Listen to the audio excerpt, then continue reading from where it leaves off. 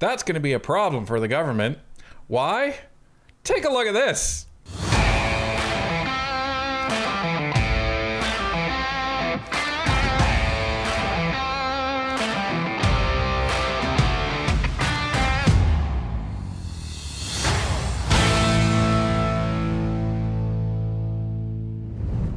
In our previous video, we walked through the committee hearing where Stellantis didn't show up.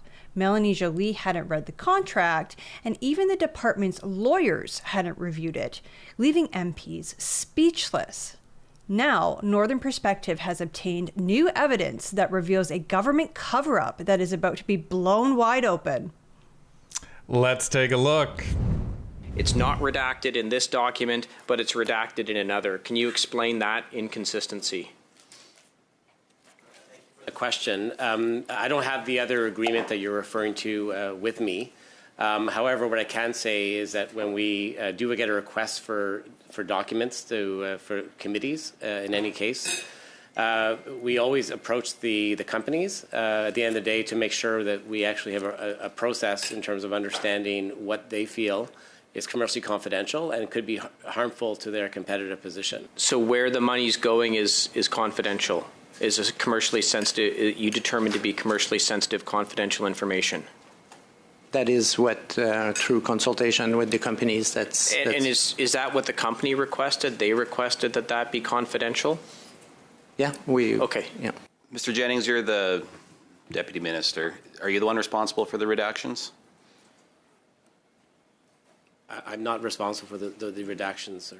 So who was responsible for putting the black ink over all of the parts that were redacted? Who's responsible? Who's the one who crossed each line out? So my team had direct discussions with Stellantis. Sure, but who's the one that had the Sharpie marker in hand? And Yeah, so Stellantis ultimately had to agree to what they were willing to have in the shared with this committee in closed doors. So we've clearly established from the law clerk, thank you very much, that this is within our parliamentarian rights to see these unredacted documents.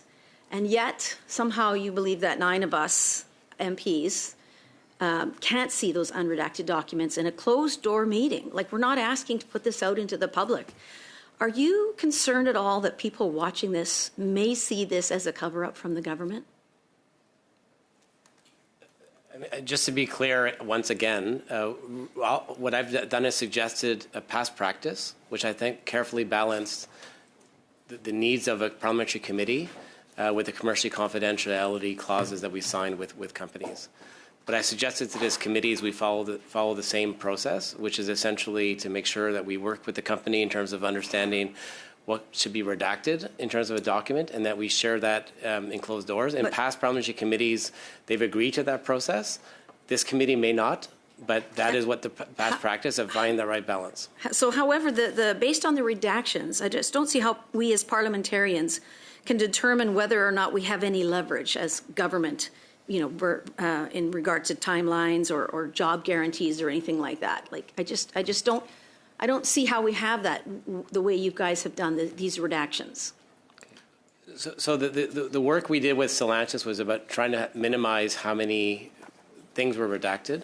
So you mentioned jobs just now, so that has not been redacted. The covenants related to closures was not redacted. These are elements that you could argue are commercially confidential, but the company is willing to share it with this committee in a spirit of openness. Okay, so those are clips from our previous video where I covered the Government Operations Committee and where Stellantis was supposed to show up, the government was supposed to show up, and they were supposed to answer questions about this contract because, Stellantis is, getting out of Dodge in terms of their Brampton plant. So it is so ironic that Tamara Jansen said, "Are you concerned that people are going to view this as a government cover-up?" And we showed you a bunch of clips about the Conservatives saying, "We want more information. Why is this stuff redacted?" And the government is just sitting there saying, "Well, it's Stellantis. Stellantis is saying that, we can't show this stuff and we had to work with them," and everything like that. Is that the impression you got? Yeah, they have to maintain their competitive edge, or however they phrased it. Right. So they could only show the government what Stellantis had agreed to. Well, ladies and gentlemen, that's going to be a problem for the government. Why? Take a look at this. Ladies and gentlemen, I present to you a letter from Stellantis dated December 1st, 2025. Now, this was sent to the chair of the OGO committee and the committee clerk, as well as many other government officials. Now, you can see that they're addressing this to the Standing Committee on Government Operations and Estimates. That is the mighty OGO, folks. Dear Mr. Chair, Mr. Girard, I write further to my email of November 25th, 2025, in which I addressed the technical issues with the House of Commons remote attendance system that prevented me from joining the OGO meeting on that date. I confirm that Stellantis agrees to the committee reviewing unredacted copies of the CIF agreement and amendments, together the CIF agreement, in camera and subject to certain safeguards. Though I was prevented from joining the committee meeting on November 25th due to technical issues beyond my or Stellantis' control that the committee's IT staff were unable to address, I was able to watch the proceedings. To be clear, Stellantis did not propose or suggest any of the redactions applied to the version of the CIF agreement that the committee received from ISED. All of the redactions reflected in the CIF agreement provided to the committee were proposed to Stellantis by ISED when it requested Stellantis' consent to share the CIF agreement with this committee, consent that Stellantis provided. And I just want to note that the emphasis on to and by were in the letter. Yeah, so that wasn't us that put the underline there. That was Stellantis. So they specifically included that in there because evidently they saw that they were being thrown under the bus by the Liberal government officials in that committee. So just recall, a lot of that committee was the Conservatives saying, where the heck do you guys get off redacting all these documents? Well, you know, we worked with Stellantis. And so the Conservatives were like, and you let them agree to that? What's going on? So Stellantis is seeing this, right? They're not showing up to committee. We can speculate on why they didn't show up. Well, it said technical issues. So sure. let's go with that because that's what was said. Sure. But no doubt they're sitting there watching this and they're listening to Jennings basically throw them under the bus and say, well, you know, it was Stellantis, it was commercially sensitive. And in this letter, they're like, well, hold on here, folks. We said you could have it all. We said you could review the entire thing unredacted in camera. And it was the ISED that wanted it redacted. So that's the Innovation, Science, and Economic Development Department. Now, that used to be under the lawyer, Francois Philippe Champagne. Now it's under, I don't know what you want to call her, but Melanie Joly. She's the new minister of that. So this is outrageous, folks. Absolutely outrageous. Now, just to throw a little bit of shade at Mr. Jennings, who's the deputy minister of ISED, Stellantis goes on.